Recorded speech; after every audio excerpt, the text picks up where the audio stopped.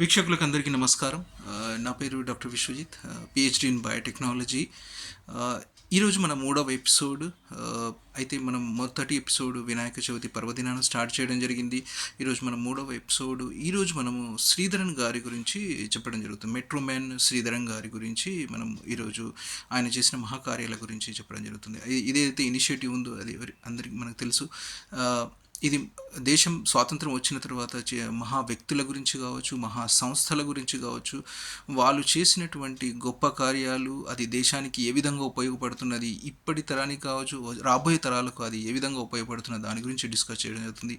మరియు ఇక్కడ ఈ డిస్కషన్లో కేవలం మంచి పనుల గురించి మాత్రమే డిస్కషన్ జరుగుతుంది. ఎలాంటి వివాదాలకు తావు లేకుండా కేవలం మంచి పనుల గురించి మాత్రమే మనం డిస్కస్ చేయడం జరుగుతుంది. ఎలాంటి సమకాలీన అంశాల గురించి, సమకాలీన వివాదాస్పద అంశాల గురించి ఇక్కడ డిస్కషన్ చేయడం జరగదు.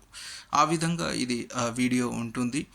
సో ఈరోజు మనం మరియు ఒక ఇంపార్టెంట్ ఏదైతే మనం ప్రతి ఎపిసోడ్లో చెప్తున్నాను, ఇది ఎలాంటి లాభాపేక్ష లేనటువంటి కార్యము.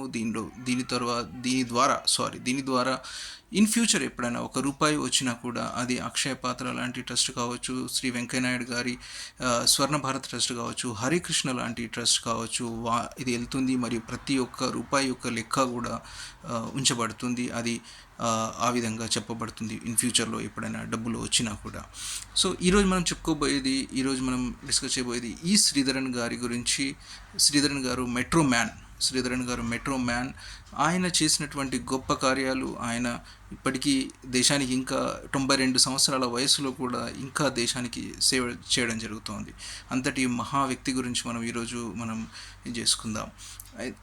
శ్రీధరన్ గారు 1932 సంవత్సరంలో పాలక్కాడ్ డిస్టిక్లో జన్మించడం జరిగింది. మరి తర్వాత 1956లో యూపీఎస్సీ ఎగ్జామ్స్ని ఆయన ఉత్తీర్ణత చెంది తర్వాత ఇండియన్ రైల్వేస్లో జాయిన్ చేయడం జరిగింది. ఆయన మన అచీవ్మెంట్స్ చూసినట్లయితే ఫస్ట్ అచీవ్మెంట్, ఒక విధంగా మనం గుర్తించదగినటువంటి అచీవ్మెంట్, పంబన్ బ్రిడ్జ్. మీరు రామేశ్వరం వినుండొచ్చు. పంబన్ బ్రిడ్జ్ అప్పుడు వరదలు వచ్చినప్పుడు అక్కడ డ్యామేజ్ చేయడం, బ్రిడ్జ్ అనేది కొంచెం డ్యామేజ్ అయింది. అయితే ఆయన బాస్ కూడా ఇక్కడ ఎప్పుడొక్కటి గుర్తుపెట్టుకోవాలి. మనం అభివృద్ధి చెందుతున్నాము అంటే మన పేరెంట్స్ కావచ్చు, మన తల్లిదండ్రులు కావచ్చు, మన చుట్టుపక్కల వాళ్ళు కావచ్చు, మరియు మన ఆచార్యులు కావచ్చు, మన బాస్ కావచ్చు, వాళ్ళ కాంట్రిబ్యూషన్ అనేది మనల్ని డెవలప్ చేయడానికి చాలా ఉపయోగపడుతుంది. దాన్ని మనం ఎప్పటికీ విస్మరించకూడదు. అలా ఆయన ఇనోలుపన్నటువంటి ప్రతిభను చూసి ఆయన బాస్ ఈయనని సపోర్ట్ చేయడం జరిగింది. అయితే 6 నెలలు అని అనుకున్నారు. ఆయన బాస్ 3 నెలలు గడువు ఇచ్చారు. ఈయన నేతృత్వంలో దాన్ని 46 రోజుల్లో కంప్లీట్ చేయడం జరిగింది.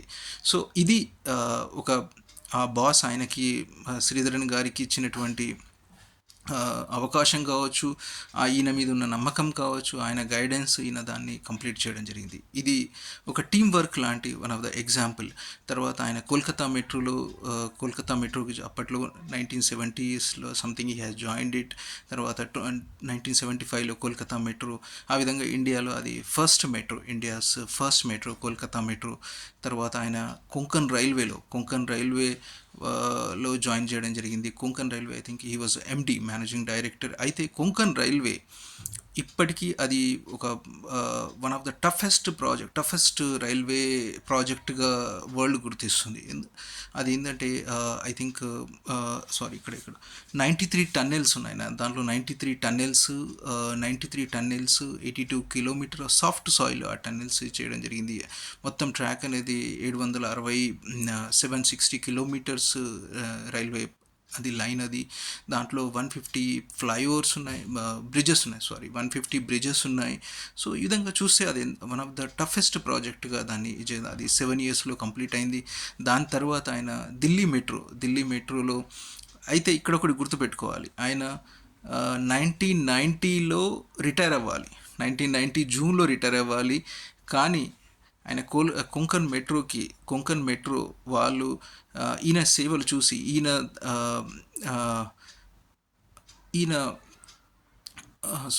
ఏమంటారు, ఈయన యొక్క వర్క్‌ని చూసి, ఈయన యొక్క కార్యాన్ని చూసి, ఈయనలో ఉన్నటువంటి కార్యశీలతను చూసి, ఆ డెడికేషన్‌ని చూసి, సారీ ఆ వర్డ్ డెడికేషన్‌ని చూసి, దాన్ని తర్వాత ఆయనని కాంట్రాక్ట్ బేసిస్‌గా ఆ విధంగా 1997 వరకు ఉన్నారు.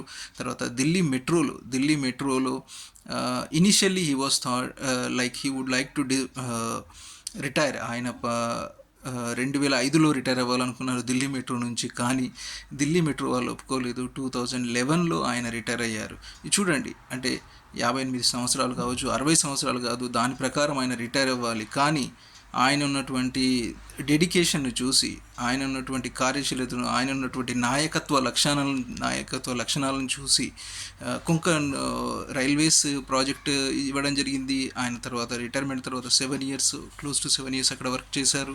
తర్వాత 2011 ఢిల్లీ మెట్రో 2011 వరకు, ఆయన 97, ఐ థింక్ 97 టు 2011 వరకు అక్కడ ఢిల్లీ మెట్రోలో చేశారు. ఈరోజు Delhi metro India's biggest metro connectivity, 350 kilometers connectivity. It's a big connectivity.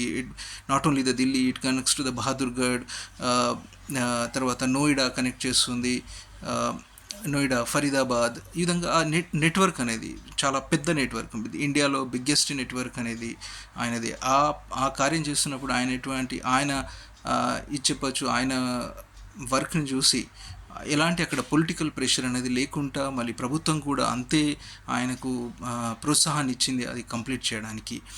తర్వాత ఆయన కొచ్చిన్ మెట్రోలో 4 ఇయర్స్లో కొచ్చిన్ మెట్రో కంప్లీట్ అయింది. ఇనిషియల్లీ కొన్ని ఛాలెంజెస్ వచ్చాయి, గ్లోబల్ టెండర్ అని అనుకున్నారు. కానీ మళ్ళీ ఆయన ఇన్వాల్వ్మెంట్ వల్ల అది డిఎంఆర్సీకే వచ్చింది, ఢిల్లీ మెట్రో రైల్వే కార్పొరేషన్కే వచ్చింది. దాన్ని వాళ్ళు 4 ఇయర్స్లో కంప్లీట్ చేశారు.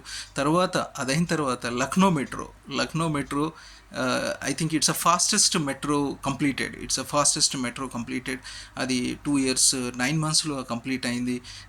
అదేవిధంగా చంద్రబాబు నాయుడు గారు ఆయన ఇప్పుడు ఉన్న టర్మ్ కాకుండా 5 ఇయర్స్ కింద ముందున్నటువంటి అప్పుడు ఆ టర్మ్లో ఆయనని అడ్వైజర్గా వైజాగ్ మెట్రో, విజయవాడ మెట్రోకు వాళ్ళు ఆ విధంగా ఆయన సేవలు అడ్వైజర్గా అప్పుడు నియమించారు. ఇప్పుడు కానీ ఏదో ప్రాబ్లం వల్ల ఆ ప్రాజెక్ట్ అయితే ముందుకెళ్ళలేదు. తర్వాత ఇక్కడే చూడండి, ఢాకా మెట్రో కూడా ఆయన అడ్వైజర్గా ఆయనకి నియమించారు అప్పట్లో. జైపూర్ మెట్రో కూడా. సో మనం ఆ డెడికేషన్, ఆ కార్యం పట్ల నిబద్ధత ఉంటే అది వయసుతో సంబంధం లేదు. ఈరోజు 92 సంవత్సరాల్లో కూడా ఆయన అంత యాక్టివ్గా ఉన్నారు. సో ఇలాంటి మహా వ్యక్తుల గురించి మనం నేర్చుకుంటున్నప్పుడు నేను కానీ, నా కుటుంబ సభ్యులు కానీ, భారతదేశంలో ఏ ఒక్కరైనా మోటివేట్ అయినా, ఏజ్ ఈజ్ జస్ట్, ఈ ఎపిసోడ్లో ఏజ్ ఈజ్ జస్ట్ నెంబర్ లాగా మనం అనుకోవచ్చు. అదే వన్ ఆఫ్ ద, ఇంకా మనకి ఎగ్జాంపుల్ అమితాబ్ బచ్చన్ గారు 81 ఇయర్స్లో కూడా ఆయన అంత కల్కి లాంటి మూవీ, అంత ఫైట్స్ ఉన్న మూవీ, అంత ఉన్న లెందీ క్యారెక్టర్ ఉన్న మూవీని ఆయన చేయడం జరిగింది. సో ఈరోజు మన శ్రీధరన్ గారి గురించి, కానీ ఏజ్ ఈజ్ జస్ట్ నంబర్ కాబట్టి ఆ టాపిక్ వచ్చింది కాబట్టి నేను శ్రీ అమితాబ్ బచ్చన్ గారిని కూడా మనం గుర్తు చేసుకున్నాము.